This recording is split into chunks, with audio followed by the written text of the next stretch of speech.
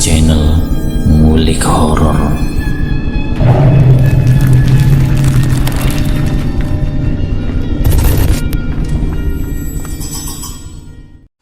Assalamualaikum warahmatullahi wabarakatuh. Jumpa kembali di channel Ngulik Horor. Channel ini menceritakan tentang kisah-kisah misteri. Pada kesempatan kali ini saya akan membawakan kisah misteri yang ditulis oleh Edna Villa. Kalian juga dapat mengunjungi tweet beliau langsung ya. Nanti link saya akan sediakan di kolom deskripsinya. Oh iya, di dalam cerita ini nama dan tempatnya disamarkan semua ya, untuk menjaga privasi pihak yang terlibat di dalamnya. Yuk daripada kita lama-lama langsung saja kita simak ceritanya. Bismillahirrahmanirrahim. Kali ini saya akan membawakan kisah misteri yang berjudul Akibat Mengembalikan Tuyul Pesugihan. Seperti apa kisahnya? Mari kita kulik ceritanya. Himpitan ekonomi tidak jarang membuat orang berpikiran pendek. Lalu mereka tergiur ingin cepat kaya dengan cara singkat dan mudah tanpa usaha keras. Jalan pesugihan pun banyak dipilih demi meraih kekayaan dengan cara instan. Seperti yang dilakukan Doni yang hidup di kota metropolitan. Cerita ini dikisahkan oleh narasumber yang tidak lain temannya Doni. Sebut saja namanya Andi. Andi akan menceritakan ritual pesugihan yang dilakukan Doni dan istrinya hingga keduanya harus merenggang nyawa. Andi mengaku sudah berteman lama dengan Doni. Keduanya pun berasal dari daerah yang sama, tepatnya di Jawa Timur. Kemudian sama-sama merantau di Jakarta. Mereka juga bekerja di perusahaan yang sama dan kontrakan yang ditempati keduanya pun bersebelahan. Singkat cerita, sudah 5 tahun keduanya bekerja di perusahaan industri. Namun karena adanya wabah COVID-19 yang melanda Indonesia dan masyarakat pun dihimbau untuk di rumah saja. Dari itu perusahaan melakukan pengurangan karyawan. Sudah bisa ditebak, keduanya menjadi korban PHK dari perusahaan tempat mereka bekerja. Lalu dari hasil uang pesangon itu, Andi memilih membeli mobil secara kredit dengan tujuan ingin membuka layanan taksi online. Sementara Doni lebih memilih membuka warung kopi yang letaknya tidak jauh dari kontrakan mereka. Namun berjualan saat pandemi itu tidaklah mudah yang dibayangkan. Doni yang waktu itu sedang beristirahat di kontrakannya Andi, keduanya terlihat obrolan panjang. Saat itu Doni mengeluh soal kondisi keluarga dan mengeluh bahwa seminggu kebelakang ini kondisi penjualan semakin parah. Hal tersebut tentunya sangat berpengaruh pada omset yang didapat. Adapun keuntungan yang dia dapat tapi sangat minim. Sementara gaya hidup istrinya tetap glamor. Sampai akhirnya Doni terlilit hutang ke pihak bank dan beberapa temannya. Kepada teman dekatnya itu, Doni akhirnya mengutarakan niatnya untuk memelihara tuyul. Sontak saja membuat Andi terkejut. Kamu tidak usah aneh-aneh deh, mending jualan kopi saja sudah. Kamu kan bisa jualan keliling. Andi terus mengingatkan Doni agar membatalkan niatnya itu. Namun rupanya himpitan ekonomi dan hutangnya yang sudah menumpuk membuat Doni berpikiran pendek. Tentu saja Andi pun tidak bisa membendungnya. Doni pun mengaku niatnya ini sudah mendapatkan persetujuan dari istrinya. Beberapa hari kemudian Doni meminta Andi mengantarkannya ke rumah pamannya yang ada di Semarang. Keduanya pun lalu berangkat, tidak lupa istri Doni pun terlihat ikut. Hari itu hari Kamis, mereka memutuskan berangkat pagi hari dengan mengendarai mobilnya Andi. Selama perjalanan, Doni terus mengeluh soal rumah tangganya. Ia yang sebelumnya serba kecukupan, kini harus jatuh miskin dengan perilaku istrinya yang suka menghambur-hamburkan uang. Dalam perjalanan itu, Doni juga beberapa kali mengingatkan Andi untuk tidak menceritakan tentang dirinya yang akan melakukan pesugihan tuyul kepada orang lain. Singkat ceritanya mereka pun tiba di rumah pamannya Doni. Di halaman rumah yang sangat luas, pamannya ini sudah menyambut kedatangan Doni. Rupanya niat Doni yang ingin memelihara tuyul pun sudah diketahui oleh pamannya. Aneh sekali, sang paman pun seperti tidak melarang Doni atas keinginannya itu. Bahkan melalui pamannya pula, Doni mengetahui banyak informasi tentang pesugihan tuyul yang akan dilakukannya ini. Doni juga sebelumnya telah diminta untuk mempersiapkan sejumlah persyaratan jika hendak memelihara tuyul. Di antaranya, Doni harus menyiapkan sesajen dan sejumlah uang untuk maharnya. Setelah obrolan di rumah pamannya ini selesai, Doni dan istrinya, lalu Andi dan paman Doni berangkat ke suatu tempat untuk melakukan ritual pesugihan tuyul. Perjalanan dari rumah paman Doni ke tempat itu memakan waktu sekitar 2 jam. Lalu mereka berjalan kaki di jalan setapak, sampai akhirnya mereka sampai di sebuah rumah sederhana dengan halaman rumah yang asri. Terlihat kakek tua menyambut kedatangan Doni bersama rombongan. Mereka pun dipersilakan masuk ke rumah tersebut. Di dalam rumah itu, kakek tua yang dipanggil Doni dengan sebutan Mbah itu menanyakan beberapa persyaratan yang sebelumnya telah disepakati. Setelah segalanya siap, kakek tua itu mengajak mereka ke sebuah tempat yang tidak jauh dari rumahnya. Tempat itu disebut lereng, sebuah tempat berupa perbukitan yang dipenuhi pepohonan besar. Di lokasi itu, kakek tua itu kembali mengingatkan Doni atas niatnya. Namun Doni sepertinya sudah yakin dengan keinginannya untuk melakukan pesugihan tuyul. Tiba di sebuah batu besar yang di sekelilingnya itu banyak sesaji yang sudah mengering. Doni pun diminta menyiapkan sesaji yang telah disiapkan.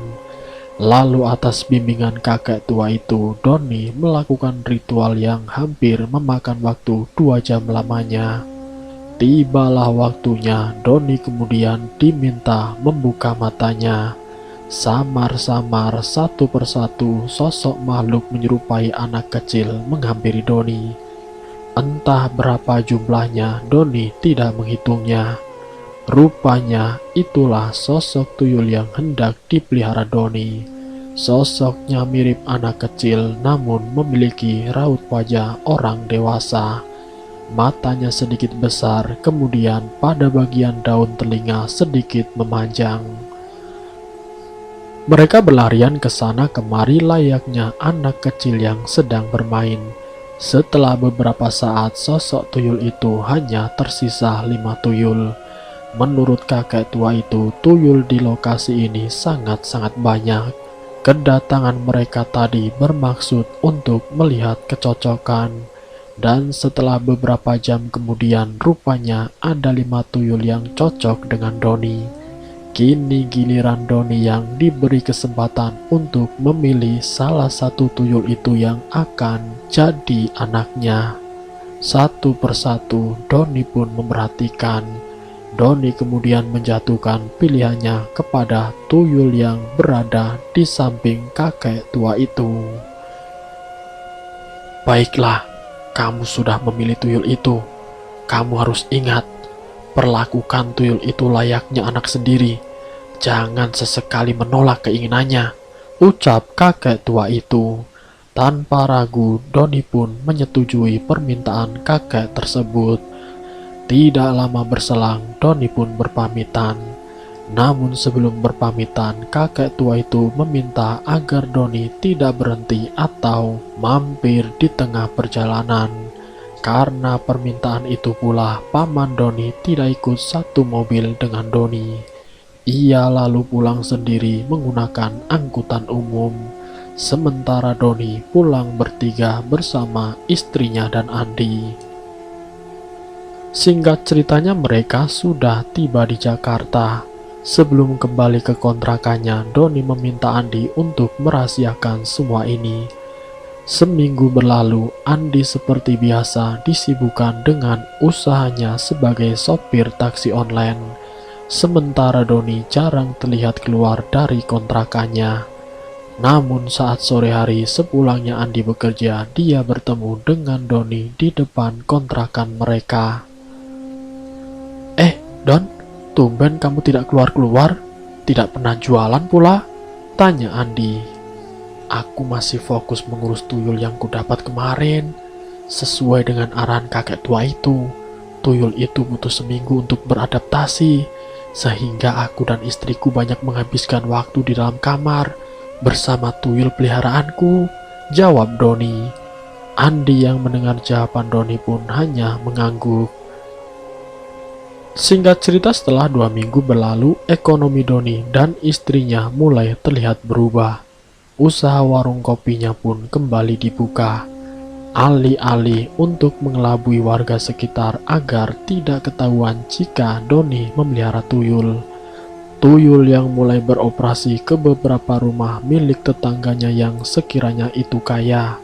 Dalam satu malam beroperasi, tuyul itu bisa mendapatkan uang ratusan ribu sampai jutaan. Dan tidak lupa setelah beroperasi, tuyul itu harus disusui oleh istrinya Doni. Sampai akhirnya 1 bulan tuyul itu dirawat dengan sepenuh hati selayaknya anak sendiri. Doni yang awalnya hanya tinggal di rumah kontrakan, kini membeli rumah baru. Dan setelah 2 bulan kemudian, Doni membeli bangunan untuk dijadikan konveksi dan meninggalkan usaha warung kopinya. Sebagian besar karyawannya ia rekrut dari kampung halaman. Hari demi hari usahanya semakin berkembang dengan bantuan tuyul peliharaannya. Seperti itulah kehidupan Doni dan istrinya. Setiap 3 hari hartanya dipastikan bertambah. Bahkan dalam kurun waktu 2 bulan, lahan kosong yang ada di dekat rumahnya mampu dibeli Doni. Bagi Andi yang mengetahui rahasia Doni, tidak begitu kaget dengan kekayaan Doni yang didapatkan secara tiba-tiba. Namun Andi sempat penasaran penghasilan yang didapat dari tuyul itu. Menurut Doni, sesuai perjanjian, tuyul akan menghasilkan uang sesuai uang dalam perjanjian itu. Saat perjanjian sebelumnya, Doni menyerahkan uang 5 juta rupiah. Sehingga kini tuyul yang dipeliharanya menghasilkan uang sebesar 5 juta per hari. Andi lalu bertanya kepada Doni mengenai resiko memelihara tuyul.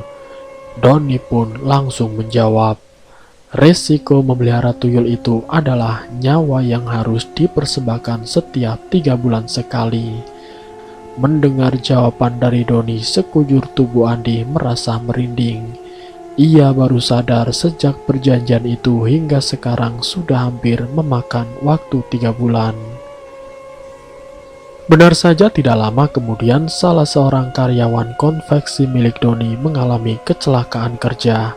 Tangannya terpotong sebuah mesin hingga terputus. Darah bercacaran di lokasi kejadian karena luka yang cukup parah.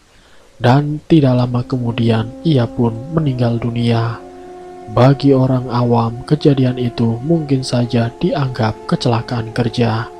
Namun tidak bagi Andi. Ia tahu benar kecelakaan itu merupakan tumbal pertama pesugihan tuyul yang dilakukan oleh Doni. Andi saat itu sempat mengingatkan kepada Doni tentang soal pesugihan tuyulnya. Namun rupanya omongan Andi itu tidak digubris. Doni yang sedikit demi sedikit mulai berubah, tidak hanya sikapnya, hartanya juga mulai berlimpah. Segala kebutuhannya yang semula serba kekurangan kini serba kecukupan. Bahkan Doni kini mulai lebih. 3 bulan berlalu, Andi mendengar kabar bahwa istrinya Doni mulai mengeluh kesakitan. Hal itu karena setiap hari harus menyusui tuyulnya. Layaknya anak kecil, keinginan tuyul itu untuk menyusui istrinya Doni tidak cukup sekali. Bisa beberapa kali dalam sehari. Apalagi tuyul itu sudah memberikan kekayaan yang begitu banyak untuk Doni dan sang istri.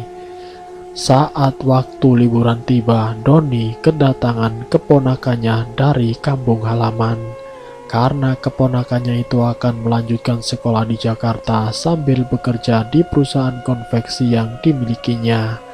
Tidak hanya itu, Doni pun membelikan motor sport untuk keponakannya itu. Namun hanya selang seminggu keponakannya mengalami kecelakaan di jalan raya.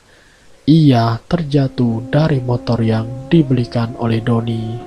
Tubuhnya yang terguling di aspal dan luka di kepalanya cukup parah membuat nyawanya tidak tertolong. Namun lagi-lagi bagi Andi yang melihat peristiwa itu tidaklah kaget.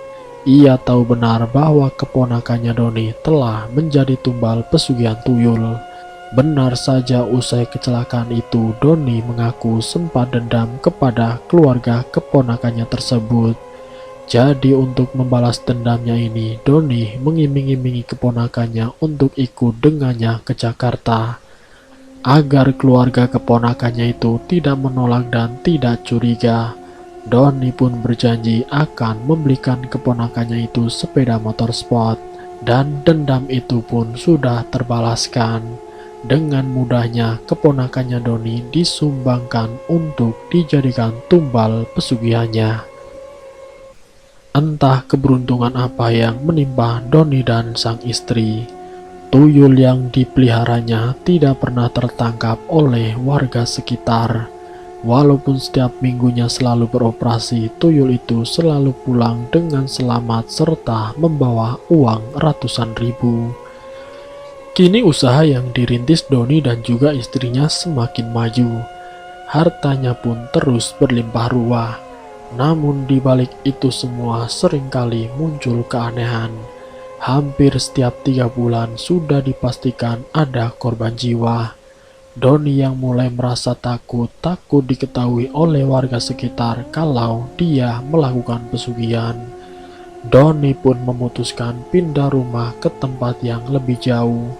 Dengan kekayaan yang dimilikinya, Doni dengan mudah mendapatkan rumah yang mewah.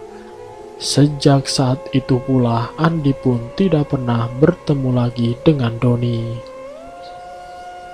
Sampai singkat ceritanya sudah hampir setahun berlalu, Andi tidak pernah lagi mendengar kabar tentang Doni dan istrinya. Namun tiba-tiba Andi dikagetkan suara telepon dari temannya. Saat itu temannya mengabarkan kalau Doni meninggal dunia dalam sebuah kecelakaan tragis dan meninggal di tempat. Mobil yang dikendarinya pun sudah tidak berbentuk lagi. Andi yang kaget dan ia pun langsung bergegas menuju ke rumahnya Doni yang baru. Meninggal karena kecelakaan itu hanya sebuah alasan saja. Doni meninggal karena ulah dari pesugihan yang dilakukannya. Andi yang sempat menemui istrinya Doni, ia meminta agar istrinya Doni untuk mengembalikan tuyul tersebut. Apalagi sejak itu istrinya Doni sering mengeluh sakit pada bagian payudaranya akibat sering menyusui tuyul. Bahkan tidak lama kemudian dokter memvonis kalau istrinya Doni menderita kanker payudara. Atas saran dari Andi, istrinya Doni pun berangkat ke Jawa Tengah untuk mengembalikan tuyul kepada kakek tua itu. Namun kakek tua itu juga sempat mengingatkan, jika tuyul itu dikembalikan, maka harta kekayaan yang selama ini dimiliki Doni dan istrinya akan ikut habis. Istrinya Doni pun menyanggupi resiko yang akan menimpanya.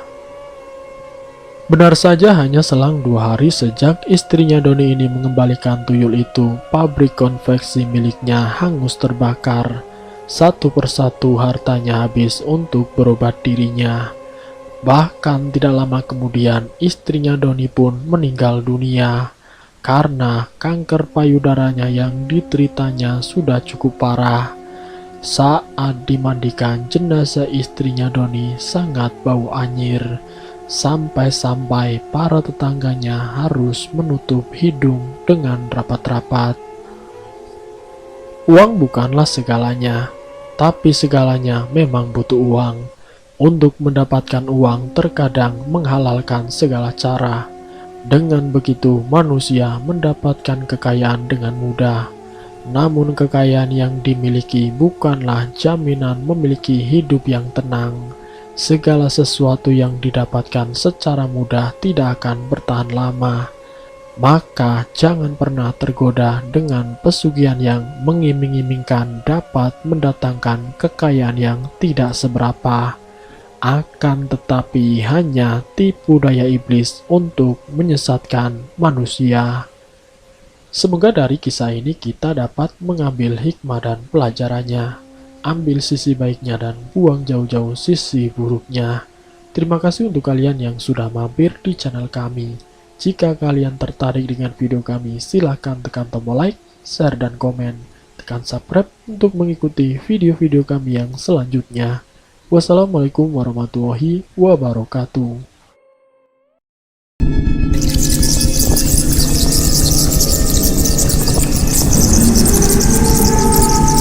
Selamat datang di channel Ngulik Horor.